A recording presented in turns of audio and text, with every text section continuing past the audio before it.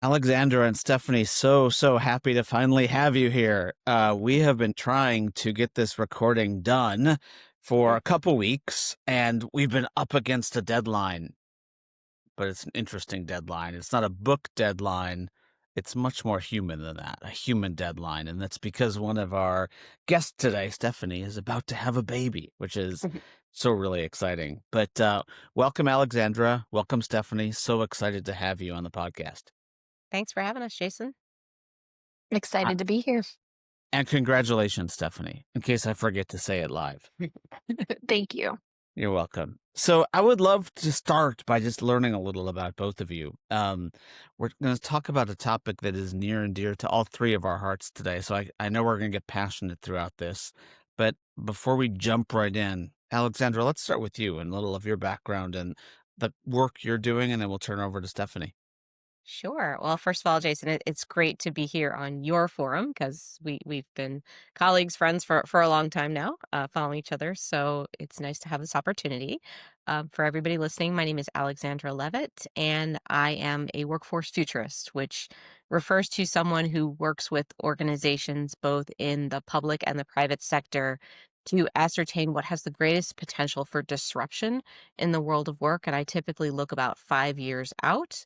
And this has been a journey that for me has spanned about 20 years, starting with an experience that I had when I graduated from college, where I had been a straight A student and had no idea how to proceed with my career, kind of crashed and burned in my first several jobs, and eventually had to learn the skills, the mechanics of how to be a good worker. And wrote a book way back when called They Don't Teach Corporate in College, which led me to making initial forecasts around the millennial generation, which is just slightly younger than me.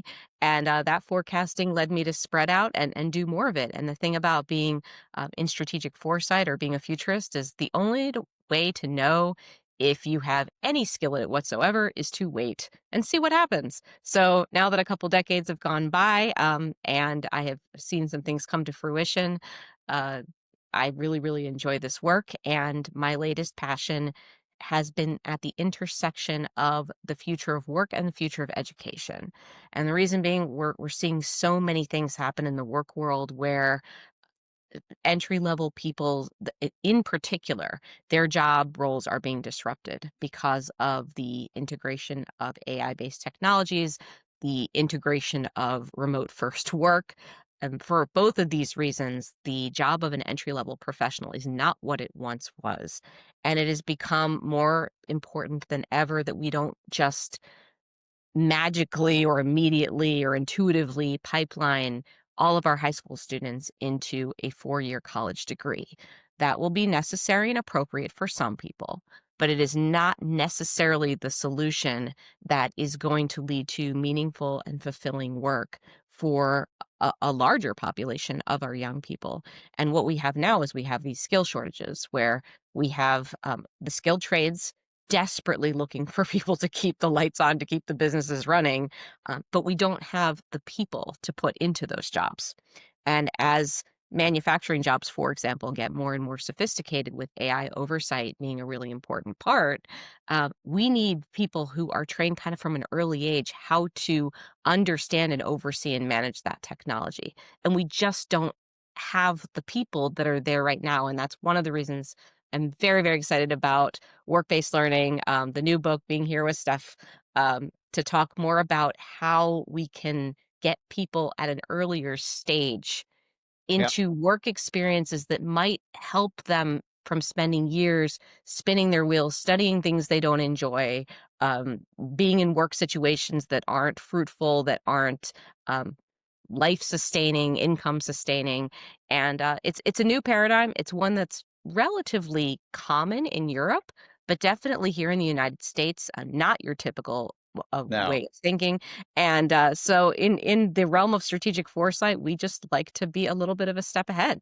And this is what I Yeah. think might be the future of education. And so I'm very happy to be here with you both today to talk about it. Yeah, Alexandra, I love that. You had like three mic drops just during your introduction that I could go back to over and over again, which we Mhm. will get to in a second. But thank you for that. Yeah. Stephanie, or Steph, as Alexandra endearingly called who you write a book with. Yeah, and Jason, also delighted to be here. So, my name's Stephanie Loeck. I'm Vice President of Strategic Development at GPS Education Partners. We're a nonprofit that's focused on bridging education to industry through the lens of high quality work based learning. And just building on Alex's comments, I think we've known for a long time that our education system, especially here within the US, just doesn't work for every kid. But we want nothing more than for every student to have the opportunity to grow up and find themselves in a meaningful future. And for the majority of us, that's going to require work at some point or another.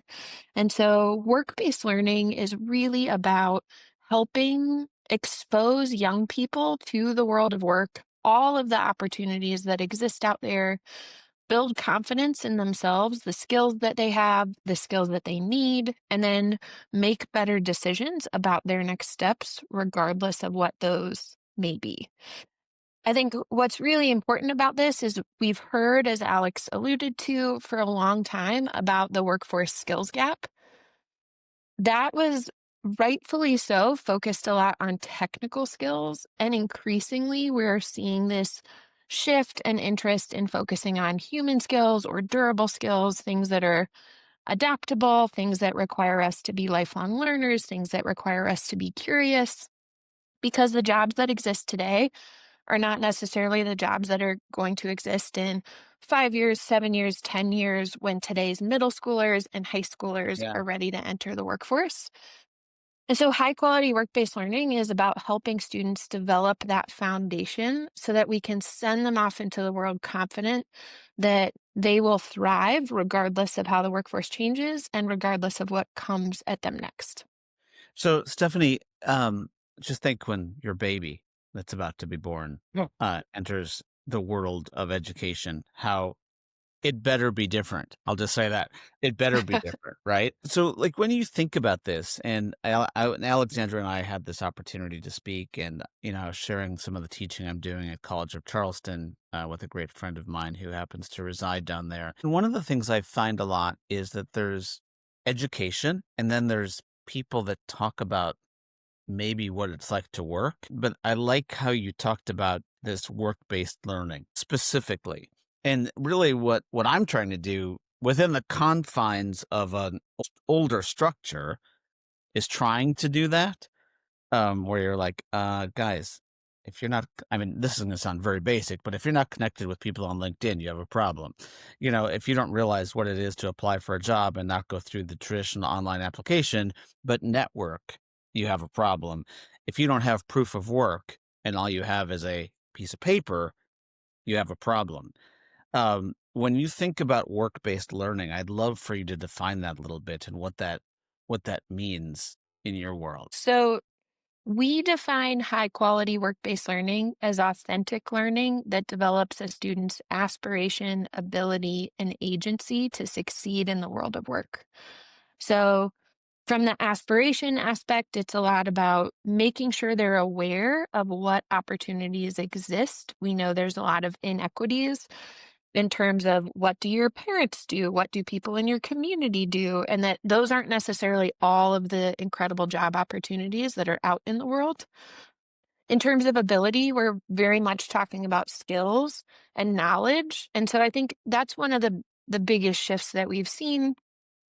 Frankly, being a millennial myself, a lot of schooling was sort of memorizing things and regurgitating on tests and exams, and there was a right answer. And we live in a world where there's not a lot of right answers, and that a lot of that sort of rote knowledge is available at our fingertips at any time. It means we need to think differently about how kids are learning how to learn, how kids are learning different skills to succeed in the future world. And then also with agency, we're talking about sort of their confidence, their knowledge of themselves. We want people to be doing things that are not just sort of economically driven, but also of interest to them, their personal strengths. Yeah. Um, One of my favorite stories, actually, I thought as a young person that I really, really wanted to be an orthopedic surgeon. We had a family Really? friend Wow. who Okay. happened to be an orthopedic Cool. surgeon, someone that I admired a lot. He let me sit in the gallery of one of his surgeries, and I don't think I made it 10 minutes before I was out in the hallway getting That is sick. crazy. It's this great example, though, of like that perfect moment in time when a decision that would have really reset my sort of high school path, my academic path, let me know that like that wasn't the right opportunity for me Yep. and it led me in a different direction. We want more of those opportunities for more kids and can't just rely on kind of serendipity to let them happen. We have to design for them in an intentional way. So when you think about this, there's and I could just jump right to the nature nurture question because as we talk about this, it's such an important question to come up. You know, is can you teach some of these things? Of course, you can give someone a book and ask them to memorize it and test them on it and say, okay, you got a 5, 4, 3, 2, 1, like we do in employee reviews later on in life. Different discussion for a different day, probably. But when we just call it A, B, C, D, E, so it's a little more. But all that being said, when you think about this, and Alexandra, I'd love for you to tie this into work. Like, do you believe both of you that the skills that we need in work in 2026 and beyond can be taught in schools? And what needs to change in order to make that happen? I mean, I think they can be taught a lot better than they're being taught now. And to some degree, this requires a little bit of ingenuity, right? And we don't know all of the skills that will be required, but one thing I've been talking about a lot lately is what I'm calling, and actually I got this from a friend and colleague of mine, Erica Orange. She had phrased it in terms of pre-industrial skills, which are skills that were required of humans to succeed prior to the Industrial Revolution. So there are things like problem solving and creativity and crafting and interpersonal communication and judgment. I mean, intuition, like I just said. I mean, these are things that we've always needed and we probably will continue to need because this is going to be what separates us from our machine-based counterparts. Yep. And I think it's very, very important to recognize that these skills can be developed in a variety of different ways. Yes, we do rely on parents to teach some of these skills. And it's interesting that Jason, you and I have kids kind of in the same age bracket. And I think one of the things that I've learned as a parent is not to hover so much, not to mow down all the obstacles in my kids' path, because that does not teach them resilience and creativity and problem solving that they're going to need. And I think we see a lot of teenagers and young adults kind of falling prey to that. So I think parents need to do a better job. But also, I think schools can do a much better job with this. And I think one of the reasons I'm excited about Make School Work and work-based learning is that when students have the opportunity to go on site and be part of a team, they're not just going through, I mean, Steph will talk more about this, but they're not just going through and like observing and saying, oh, that's cool that they did that. They're not being asked to do things like get coffee or back in the day it was make copies. They're actually participating as active members on the team. And in that way, they learn through really hands-on situations how to be in a workplace and how to work alongside other humans and technology. So it's some of those pre-industrial skills in a way that we've been talking about. And I think that if schools aren't going to literally teach it, which by the way, I think they can do a better job at that as well, at Yep. having coursework that's focused on these pre-industrial skills, I think the work-based learning just naturally provides some of that. One of the examples I heard in the interview process for the book was this young person who had a real problem with school attendance. He would just always show up late to school. And he was able to enter a program through GPS Ed where he started going to a work site as part of his schooling. And he was always late there too. And his boss took him aside and said, look, if you don't show up on time to oversee this piece of technology, my family doesn't eat. there are real consequences to this. If you think that kid did not learn from that experience, that is probably one of the most powerful ways that we can expose students to this type of skill. It's like if it's a matter of survival for someone, you're going to really pay attention and you're really going to internalize it. And so, in answer to your question, I think it can be taught, and I think it can be taught by both parents and schools. But like Steph said, we have to have the infrastructure to be able to teach this in schools.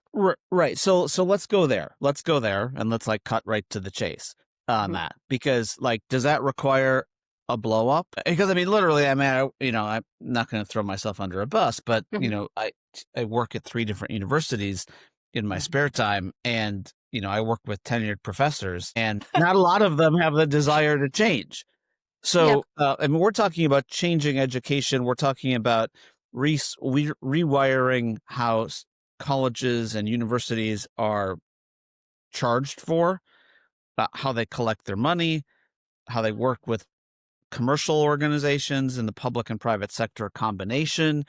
And then we're dealing with professors who teach the same thing for 5 to 7 to 10 years straight. And that's not everyone. So please don't say I'm generalizing. Mhm. But like, what is it going to take, Stephanie, to get that change, that structural change? Because I think we can write books. I think we can talk about it. I think we can complain as parents about 60, 70, $80,000 in debt per year, et cetera, et cetera. But what's going to create the change to get let's just say the United States, for purposes of this conversation, on the right track? I also tend to not pick a side when it comes to the do we wholly blow it up and reimagine our education system, or do we need to reform what's there? I can say I've had, frankly, the privilege of doing this work and over a decade plus coming across so many incredible innovators and seeing so many incredible schools who are doing things wildly differently to prepare students for the future of work in really incredible ways. Those bright spots are too few and far between. They're impacting a fraction of a fraction of a percent of kids. And so I think it ultimately requires both. You need these really incredible examples to show people what's possible when it looks really different. But we also can't give up on the fact that 99.99% of our students today reside within these traditional systems that also need help.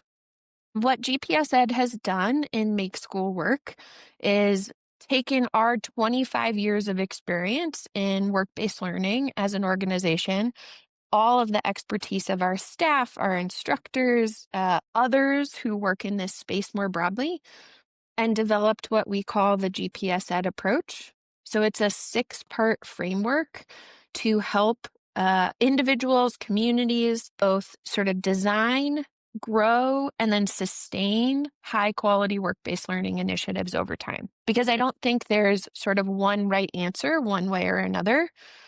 There's so much context and it's so localized in doing this work that we need to give people methodologies to think through of what are the really important things to consider so that you can do this on a small scale and you can do this on a really large scale where we're starting to see the real change that we want to see in ensuring everybody has this pathway into the world of work. Yeah, no, I love that, because I think I agree. I mean, as much as I say just blow it up, that's not realistic. And by the way, it's what we're watching in enterprises, but also where Mhm. they're having trouble transforming. And I want to get to you, Alexandra, on this in a Mhm. second. They're having trouble transforming because I'm trying to keep the bus moving and change the tires at the same time. Old analogy, but it doesn't work 99% of the time. Um, and Stephanie, I agree with you that there are pockets, and I love, It is. as a dad who's working with his son, I'm trying to figure out where he's going to go to school next year. I do see pockets, and I see some really, really exciting pockets, but I also see some really bad pockets where things haven't changed. I see more bad than good, of course, but there's a lot where it hasn't changed. So, I'm curious, Alexandra, I love your title, or your self-proclaimed title, because I don't know if you can actually have the title of a workforce futurist. Mhm. Um, maybe there is some maybe you can have that title. Of course you can have it. But when you start to think about that, how do you guide these schools on what they should be focused on? A, and then B, when you think about your book, like what would you say is the purpose of it? Is it to spark, or is it to actually start that transformation that's needed? Yeah. Well, first of all, great question about the futurist title. I don't know if that was an actual question, but it has an answer. And the answer is, in my personal worldview, somebody who is certified in strategic foresight, meaning they have the methodology to bring strategic foresight practices that are evidence based to organizations. That's how I call myself a futurist. We call ourselves, practitioners of strategic foresight. So that's what it means from my end. Now to get to the other questions. I really like just really Yeah. quickly, one of the things I like about that is I wrote something about Hmm. this earlier today. I think it was on Substack where I talked Hmm. about how all of our HR metrics or people metrics, for the most part, look Hmm. backwards. Yes. And, I used the analogy of a flood zone earlier today where we're like, hey, this is an area where there could be flooding. I'm not saying there's going to be flooding, Hmm. but there could be flooding, where I'm actually starting to predict things into the future that, based on signals and based on data, could happen. Yeah. Um, and I think is that kind of where we're talking about when we're talking about a futurist? Like, we don't know for sure, Yeah, you that's know, exactly right. It's pattern recognition. And I don't think it's rocket science in particular. Think I've talked to both of you about this before, that I think anybody who has a really solid understanding of their industry, of their role, can take a look around and say, this is the writing on the wall. This is what's happened in the past. The past is the best predictor of the future. the And we power of signals, right? That Yeah, power of exactly signal. right. Exactly. Signals. And I don't think that most people are so busy in their day-to-day lives with their heads down that they're not really thinking about it. But I think if most people did, they would be able to see why it's a logical conclusion that some of my forecasts will come to fruition. I mean, a great example is, I've been talking this week and last week a ton about this forecast I made in 2010 around the future of college majors, um, and how in 2010, I was saying that the least marketable college major, I thought, in the year 2030 would be computer science. And everyone thought I was nuts. But if we really stopped to think about it at the time, that was not a very revolutionary claim, because we already started to see automation coming into the workforce and taking over certain tasks. And to me, that was just the lowest hanging fruit. The very first thing that would be obvious to automate would be programming. So that's an example of how I don't think I had any kind of special ability there. It was just like, okay, well, let's look at what's coming down and what has the potential to result in disruption, which we Do saw. you bet on sports? Because this could come in handy, this kind of concept going forward, right? I dated a guy for a while that was really into fantasy football, and we did try to use strategic foresight techniques And to work on it. He did do really well that season, but who knows? Who knows? so tell me about the book and why the book, and like, when we think about the book, what when you constructed this, what do you want Mhm. people to take away from it? Well, I would love for Steph to answer this question, but from my perspective, we are trying to provide a how to for people who understand, like the three of us do, that we have to do something with education so that we're not just unilaterally promoting the 4-year college degree as the solution for all students. Now, are there going to be students who this is appropriate for? Yes, absolutely, of course.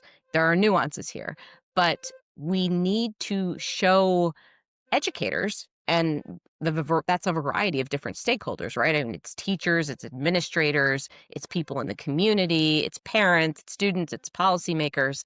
We need to show them a platform or a methodology. We try to avoid using blueprint, but you could say blueprint, Yep. for if you were to think about this in your own community, how might you get it started?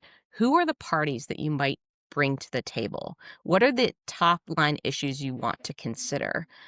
And we want the book to be a way that people can say, all right, I'm really interested in this for our local area. I want to try to make this happen. Who are the people that I can bring together that can help me get something like this started? I mean, I think for a lot of school organizations, this is going to be experimental. It's going to be pilot based. And then where's the help that I can see? Because again, this is a little bit innovative. In most schools, this doesn't currently exist at all. So we want to make it less scary for people. We don't want to Yeah. say this is not challenging at all, because as the folks at GPS Ed know well, this is quite challenging. And one of the most important roles we highlight in the book is the role of, I'm personally calling it the role of the convener, which GPS Ed serves in different areas of Illinois and Wisconsin right now.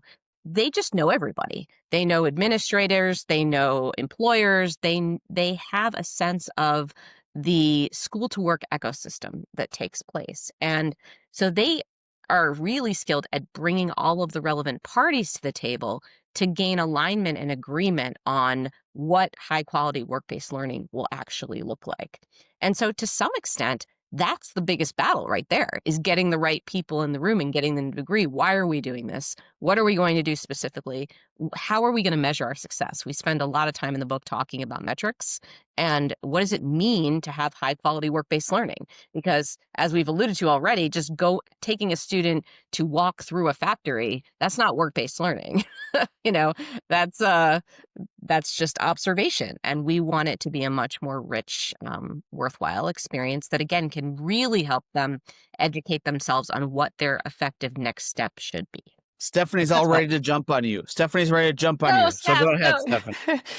I wanted to come back to Mhm, the signal problem, because mhm, it's not just a strategic foresight issue. It's not just mhm. an HR issue. It's also very much an education system issue. We have the same sort of lagging data and metrics. We're trying to often use sort of proxy measures as predictors of success. And one of the most broken signals is the signal between the workforce saying, here's what we need, to education in their efforts to prepare students for future success. So And so, Stephanie, as Stephanie, I want to interrupt you for 1 second. Like you said, the signal is I forgot the word you used, broken. Okay. Um, I don't even know if there a signal. Like sometimes I don't there, even know if there is a signal. Like yeah, I'm that's like fair. you people are teaching this. This is what you need. All of a sudden, first year careers are out the window. We're seeing college grads not being able to find jobs because it feels like it's not just broken; it feels non-existent in today's world. And maybe that's Well, overstating it again. no, I think that's a fair assessment, really generalized. It looks really different in a lot of different places. So, as Alex mentioned, a critical part of high quality work-based learning, and a critical part to reimagining or reforming education, is about having someone who can play that convener role. And that convener needs a guidebook of how to bring education and industry together in order to tackle this problem. And so, what that does for students, it makes it more authentic, sort of real world opportunity, real world consequences, real world skill building, but with a lot of scaffolding and support. What it means for business is also thinking differently, not just about we're inheriting a product at sort of the end of a process, but really engaging in that process much earlier on in a much deeper way. We talk a lot about sort of building a funnel to your funnel. And so that might not have sort of immediate ROI, bottom line benefit. They might not even end up working for your company when you're engaging with sort of middle schoolers or elementary schoolers at an earlier age. But what you are doing is preparing that sort of next wave of the workforce to succeed regardless of how it changes. And so, what we've done in the book is to try and break that down, with stories, with case studies and examples and bright spots, and also sort of all the things you would need to think through, not necessarily step by step, because it's, as Alex mentioned, it's hard to do and it's never perfect in reality. It's not like a 1, 2, 3, 4 process, but sort of what are the things you need to be mindful of as you're doing this work in your community so that we can bring this experience to far more kids than those who get it today. So who is the book? Because I want to make sure this is a really, I mean, it's an important question. Who's the book for? Would you say it's for parents who are trying to figure out what to do with their kids, like me? Would you say it's for the educators? Would you say it's for the employers? Would you say it's for everyone? I'm a firm believer if you say it's for everyone, then it's for no one. Yeah. So you have to like definitely pick an audience at some Yes. point. But no, for us, I think it's definitely more for the sort of educators, the business leaders, or those convening organizations who are interested in bringing those two sides together through work-based learning. Um, I would most of our work at GPS Ed is more sort of K-12 high school focused, but I would say it's equally as valuable in the post-secondary space, in particular the community college and technical college space, who I think are seeing the impacts of sort of changing enrollment and demand in a way that ivory tower institutions haven't experienced yet as severely. And so we're seeing them think differently about sort of what do we need to ensure that students are interested in coming here, that students can succeed when they leave here, that our community, which very much includes local businesses, support what we're doing. They're looking for new ways to do that work, and our six-part approach sort of lays that out. And it's honestly, it's not rocket science, and it's not even like n- that sort of, I would say, trademarkable Yep. or patented. It's literally just a sort of why, who, what, how, so what, now what framework. It stacks up to a That's logic awesome. model. Yep. We talk to a bunch of other things that you would need to consider along the way that allow you to do this really contextually. But it's just kind of like walking people through that design or change management framework really simply. Because at the end of the day, a lot of what this work is change management, like Yep. changing hearts and minds about what people need to do something different. To your point about professors that like No. change is scary. They don't necessarily want to do something different with their day. In the same way for businesses, we have to acknowledge they haven't gone to school for years to prepare and understand how to work with a 16-year-old kid. That's a Yep. terrifying proposition on a lot of fronts. And so this is just providing some of the guidance that allow people to get started and then build the momentum that we would need to sort of grassroots blow up real change. So, Alexandra, as a futurist, Stephanie, thank you for that. I love that. I mean, it resonates so much, and I appreciate how you said if it's for everyone, it's for no one. It Mhm. really helps ground where this is targeted. You know, Alexandra, as a futurist, I mean, every single day, wherever I am in the world, someone Mhm. asks me this question about what's the future of education. Mhm. And when I say education, I'll skip over K through 9 for a second, Mhm. even though that I realize that I shouldn't do that because that's the foundation. Um, but just for purposes of my question, let's say 10, 11, 12, and then post-secondary, Mhm. and I have a kid who's 21, Alexandra, you and I have talked about it, Mhm. who took a semester, Mhm. dropped out, not for him. It went to another school because he's like, "Well, maybe it was a school." Took another Mhm. semester, not for him. And now I would say is for a 21-year-old is very successful, much more successful than I've ever been at 21, would have ever been at 21 years old. Has found his path, is a self-learner, is a Mhm. self-driver. He reads more books in a week than I've read in my whole life. All that being said, like as a futurist, where is this going? Like, is this going to where all of a sudden it's acceptable to take an alternative path? Yeah. Well, Because you actually just I'll just say it really bluntly. My kids went one still in school went to a college prep school.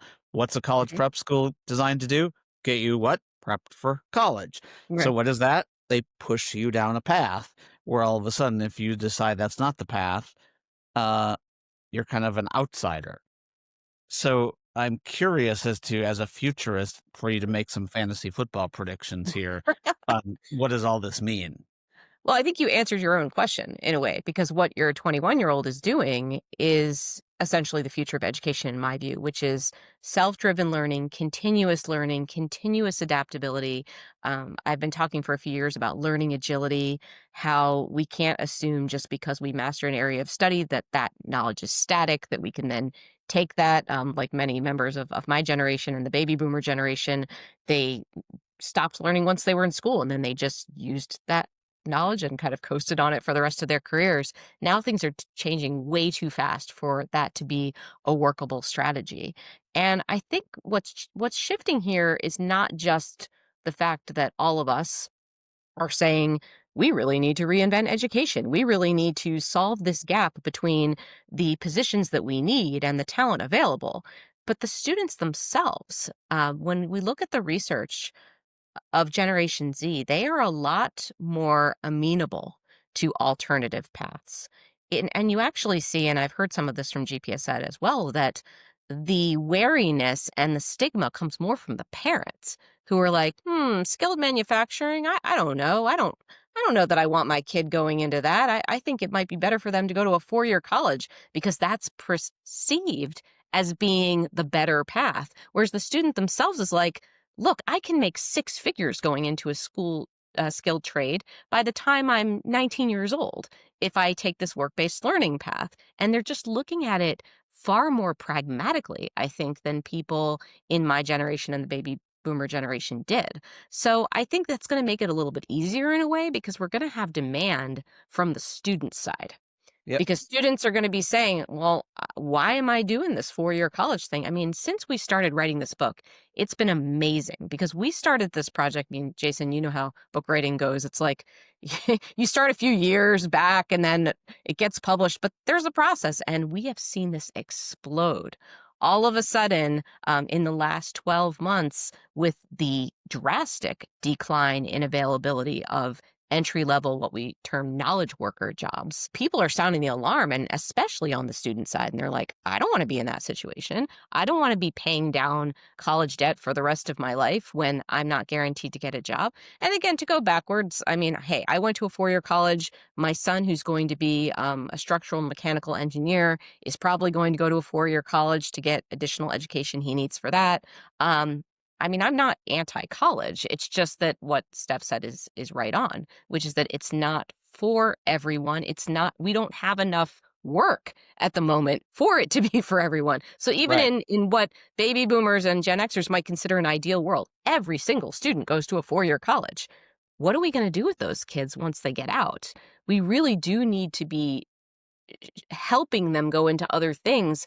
And in fact, the professions that are not going to be automated, that still do require really intense human performance and or oversight of technology that's involved in those processes. And so that's what I think the future is. I think there's going to be a natural shift toward this because of demand and because finally there's going to be break in.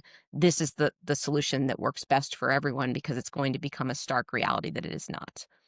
So that's what I'm We thinking. we also operate, I just like there's some nuance here, right? Mhm, It's really important that every student has the option to go to college if mhm, they so choose to, mhm, but that they don't have to choose that pathway. And mhm, I think as part of that, we're seeing this broader recognition, as Alex has mentioned, and even your son's experience reflects. I think mhm, it's sort of natural to what we all see in the world mhm, that learning happens everywhere. And this idea that education institutions have sort of safeguarded and said learning can only happen within the confines of these 4 walls mhm, for so long is mhm, what's so broken about how we're sort of thinking about this today. And so the idea that these like real world experiences, things that you can reflect on, things that you can grow from, things that you can try on and go deeper if you so choose are really critical to navigating the world that we live in today. And so we want to see more of that.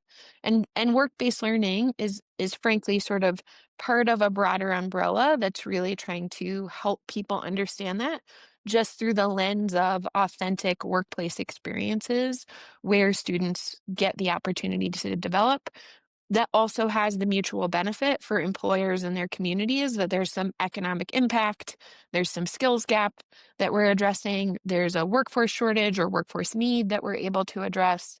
And so it's one of those things where I think a lot more people can get on board because there's something in it for them. Yeah. So, Stephanie, I could talk about this forever. And literally, this may be longer than my usual podcast episode. So, thank you for being here. So, here's my question. As someone who's going through the Common App process right now, which you're familiar with, where you can Same. basically select all, and all of a sudden my credit card feels like a telethon, just ringing up application fees, et cetera, et cetera.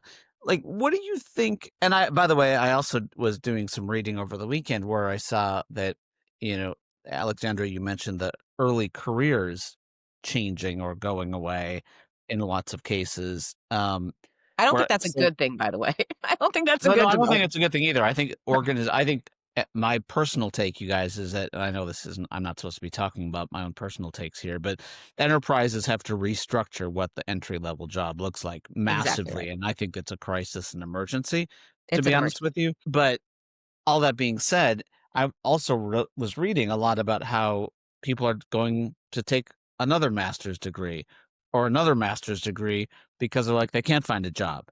So I'm so curious to see what the 2026 in admissions enrollments look like, applications look like for higher ed this year, and have they changed at all? And over, is this one of those things that's going slow and then all of a sudden going to go really fast in your mind as these changes happen? Or is this something that you guys are saying is 10 to 20 years out before it actually takes effect? You guys both I shook mean, your heads violently when I said I'm 10 to not the 20. futurist, but it's definitely not 10 to 20 years out. It's been happening. It's currently happening. It's only happening faster as we look ahead. So I think, we can look back, and I know that the sort of education workforce folks live in their own little bubble in a lot of ways, but the idea of like opportunities now sort of tear the paper ceiling, getting rid of degree requirements for jobs unnecessarily, talking about degree inflation. I remember even just a few years ago, we had an HR executive at a Fortune 100 company who would say, like, I used to get a stack of resumes that was thousands of pieces of paper high. So I would just use a degree to like cut it in half, Yep. not because the degree was required in any way, shape, or form, but just as a screening mechanism. I think that is all a very important part of the conversation, and a really important part of these shifts is that it's on both sides. To Alex's point, the consumer side, the student side who's looking for something different. Um, if you're going back for your second or third master's degree, if it's out of passion, I 100% support you. If it's out of the fact that you've now had like multiple degrees which aren't materializing into any meaningful workforce gains, you're the prime example of why I think we need something different, of why we need work-based learning and real experience for you to see yourself on a career ladder. And so there's the consumer side and then there's also the demand side from employers of looking at this and getting really realistic. And if we're being honest, most employers aren't really great at naming the skills that they need either. They're changing so quickly, right? So, like, technical skills for a really long time were very black and white to put on paper. Like, hey, you have a technical skill, you have a credential, you can either do it or not. As we look ahead in the future of work, and these are more the sort of pre-industrial era skills, the durable skills, those sorts Yep. of things, most of us can't actually articulate like what that means or what that looks like on a job, let alone the fact that we don't have great sort of validation metrics, certifications, things that people have traditionally used to do that matching. And so it's sort of this like perfect storm of factors that's happening all at once that makes this a really sort of urgent need and urgent conversation in our space. Yeah, no, I completely agree. Alexandra, just as we wrap up, tell us about the book. How we'll make sure it's in the show notes, but title of the book, when's the book out, how do people get the book, all that stuff. Okay, and by the way, I love the word convergence. I think that is perfectly stated that there are a variety of factors that make this an urgent situation. And so I do think we're going to see movement faster than we might have if there weren't so many things pressing against the need to change um, secondary education. No, I do think, I mean, if it's a, Yeah, to call it perfect storm wouldn't be probably right, but it no, is a that's right. storm that That's where right. everything's Yeah, converging at the exact same yeah. time, and it makes this topic so, so relevant. Right, and we're in the Common App right now. Perfect Mhm. timing. Yes. Anyway, so yes, the book is called Make School Work: Solving the Employment Crisis. Right, Steph? Solving the employment crisis of American youth through work-based learning. Is that right? I don't have it right in front of me.